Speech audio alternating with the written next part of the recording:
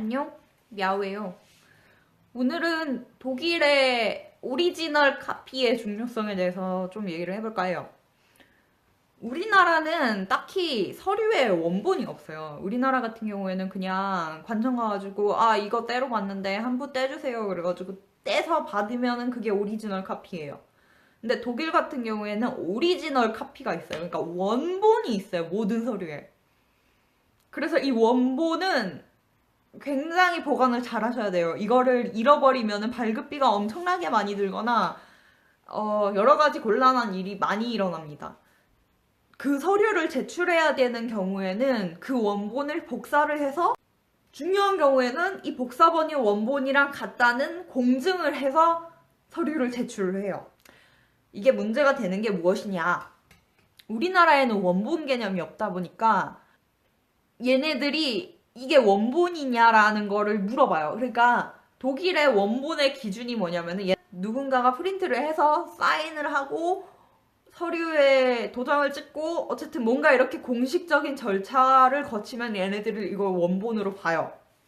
하지만 한국은 그렇게 안 하죠. 한국은 그냥 프린트하면은 그냥 그게 그냥 내가 쓸 수 있는 서류인 경우가 많아요. 그래서 문제가 뭐냐? 한국에서 프린트를 해온 거를 그냥 너 이거 그냥 포토카피인 것 같은데? 라고 하면서 원본으로 인정을 안 해주는 일이 가끔 생깁니다.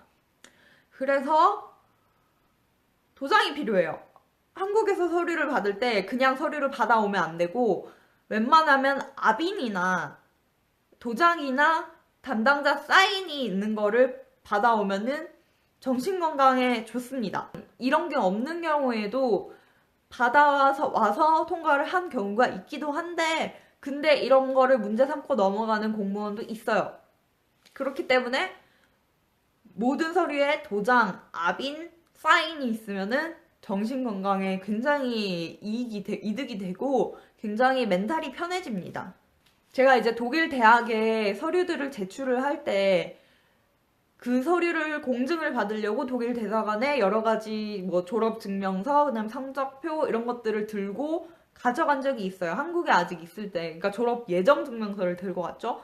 들고 갔는데 행정실에 가서 부탁을 해가지고 도장을 찍어달라고 이게 원본이라고 좀 원본임을 증명할 수 있게 도장을 찍어달라고 했는데 도장을 찍고 그 다음에 스탬프를 찍어준 거예요. 이게 원본이라고. 근데 그 스탬프에 뭐라고 적혀 있었냐면은 이건 카피 오브 오리지널이라고 적혀 있었던 거예요.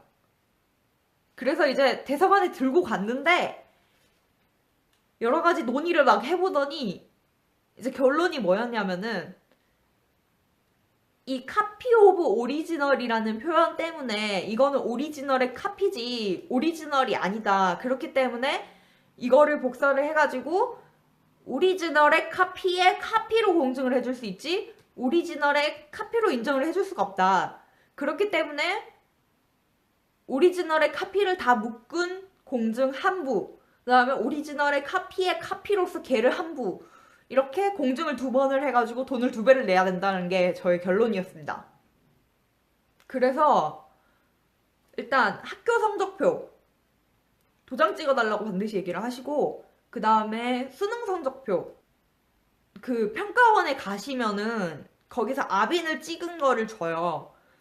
그래서 집에서 프린트하지 마시고 아니면은 평가원에 연락을 하면은 그걸 택배로 받을 수가 있거든요.